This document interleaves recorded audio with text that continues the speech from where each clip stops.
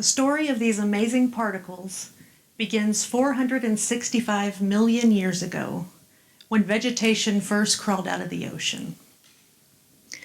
Over a period of 165 million years, this vegetation grew from the tiniest shrubs to the tallest trees through major structural changes inside the plants, particularly the formation of extremely strong cells that allowed trees to grow ever higher and broader in search of sunlight.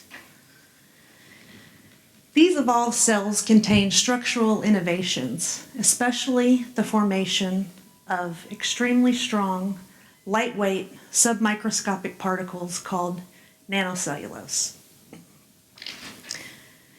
Nanocellulose allowed trees to achieve some incomparable feats. They can grow to heights the length of a football field, support their own weight up to the equivalent of 280 elephants, and stand alive and tall for up to 5,000 years. Humanity arrived millions of years after the first forests, and we are a tree-dependent species to this day. Trees provide our oxygen, consume our carbon dioxide, clean our soils and water, provide food and shelter, and foster biodiversity.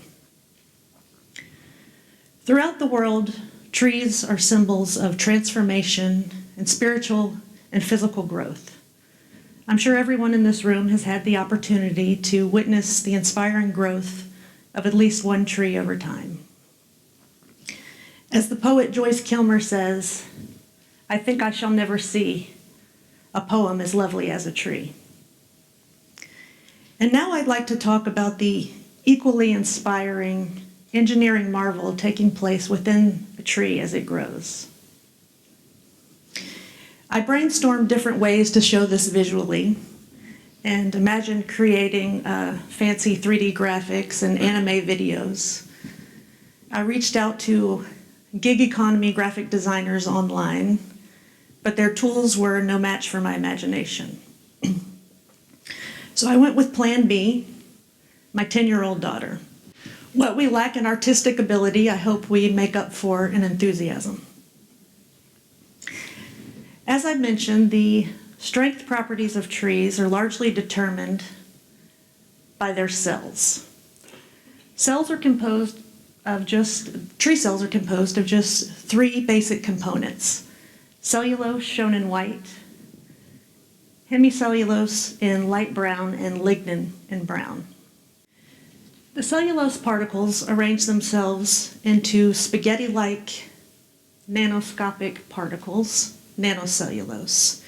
It's the specific orientation and layering of these nanocellulose particles that provide trees with their exceptional properties: their balance of strength and weight, their ability to bend and not break.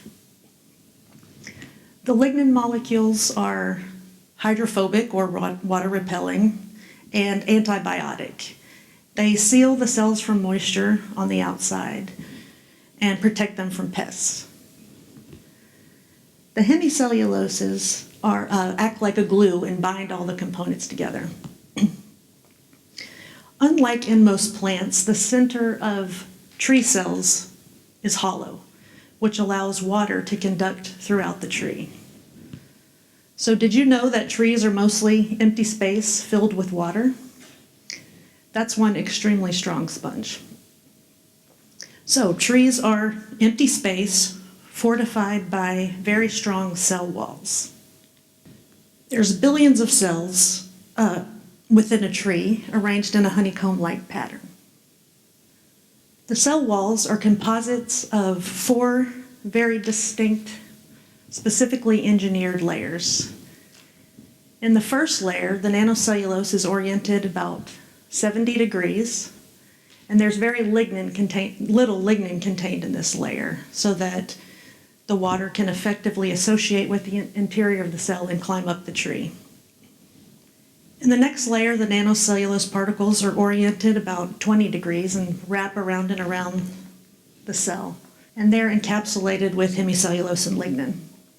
In the next layer, the nanocellulose returns to a high angle, about 65 degrees.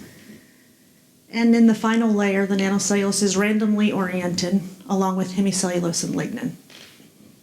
So it's this fascinating composite structure that made wood the go-to material for humanity for millions of years. Wood provided transportation, defense, fuel, and energy, stored and conveyed water. And while wood could be carved into exceptionally beautiful objects by artisans, its mass production was limited to fairly rudimentary designs. More specific, specialized applications were also limited because of wood's moisture sensitivity and combustibility or flammability. Over time, new materials were developed to fuel society's increasing desire for convenience, ease, and mobility. Materials like iron and steel, glass, and aluminum. Then in 1869, synthetic plastic was invented.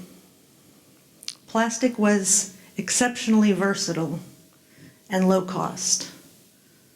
It defined convenience and raised our expectations of what materials should be and what they should do for us.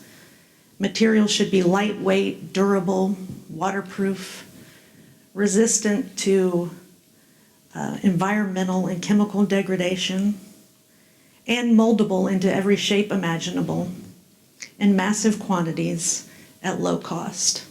Suddenly, natural materials, biodegradable materials like those made from wood, seemed unsophisticated and out of date.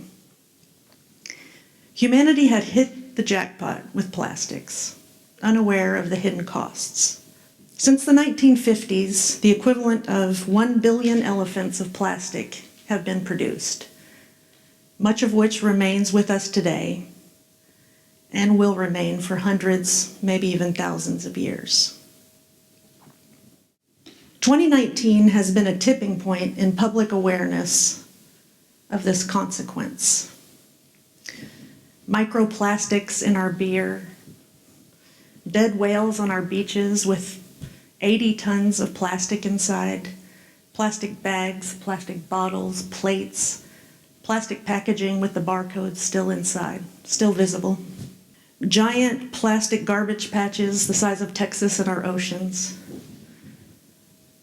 More plastic than fish in the ocean by 2050. But how can this be? I recycle plastics every day. I bet you do too. I always assumed this recycled plastic went to a recycling center nearby, where it was eventually turned back into all those products labeled containing recycled content. But with recent headlines, I now know that 2/3 of our plastic waste is shipped to Asia. Historically, this material was shipped to China until they banned waste imports in 2018. Now our plastic recyclables go to Southeast Asia with various outcomes. Typically, the plastic is piled in dump sites and eventually burned in the open air. Or, oftentimes, it's illegally abandoned in the environment, where it ends up in the rivers and oceans. And now it seems Southeast Asia has had enough. According to their economic minister, Malaysia will no longer be the dumping ground for the world. The Philippines and Malaysia have begun shipping back plastic waste to their countries of origin. As a result, headlines here at home read, "Day of Reckoning, utilities burn plastic recyclables after China bans imports. 1/2 of Philly's recyclables go straight to the incinerator." What can we do to solve this growing crisis? Can Mother Nature, the world's greatest innovator, help? I think so, and I'm not alone. Scientists in the field of biomimicry study nature's endless catalog of innovations to design high-functionality products. After all, Mother Nature's innovations have benefited from 3.9 billion years of research and development. Velcro is based on the structure of sand spurs, adhesives that allow humans to climb walls like Spider-Man, replicate the nanostructured fibers covering the feet of geckos. Bird-repellent glass emits UV waves that look just like giant spider webs to birds. We use biomimicry in the field of nanocellulose, producing ultra-strong materials from the nanocellulose particles arranged in designs similar to the cell wall. Today, we can economically extract nanocellulose at large scale from wood to produce various structures that are not only biodegradable and sustainable, but have never before seen properties. Scientists recently produced the world's strongest biomaterial from 100% nanocellulose, knocking the coveted spider silk off its pedestal. This material is also stronger than metals, carbon nanotubes, and graphene on an equal weight basis. Let's look at some other interesting, amazing properties of 100% nanocellulose materials. So nanocellulose materials like this plaque are 8 times lighter than steel,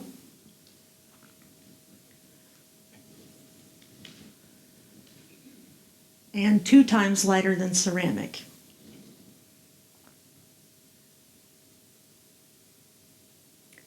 They're completely flame-proof due to the very dense packing of nanocellulose particles that bond very strongly with each other, unlike plastics, which are highly flammable and melt and deform at high temperature.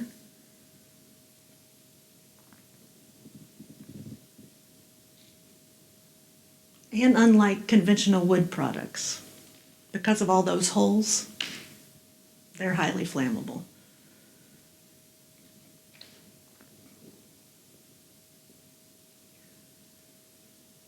Ceramics shatter, while nanocellulose materials are shatterproof and durable, just like plastics. While conventional wood materials can be destroyed with blunt forces, nanocellulose materials are shock absorbent and resilient, just like plastics. Nanocellulose particles can also be used to improve the properties of conventional materials. Individual nanoparticles added to rubber tire formulations not only improve their sustainability, but lower their rolling resistance, which improves the fuel economy of vehicles. Nanocellulose added to plastic bottles and plastic films used in food packaging significantly increase the barrier properties of those materials so that less plastic can be used overall. Today, wood-based products are no longer unsophisticated and out of date. They're revolutionary, and they will make a large global economic impact. And the U.S. is particularly positioned to lead this revolution. We have highly productive workforce, the world's greatest research universities, and we have the trees. The U.S. has the 4th largest number of trees in the world, and we harvest these trees using sustainable certified practices to support our large forest products industry. Companies like the one I work for have the drive and financial commitment to help launch a sustainable materials revolution. Nanocellulose can help solve our plastic waste problem and help move society in a direction that not only satisfies the needs of today, but does not compromise the ability of future generations to satisfy theirs. Thank you.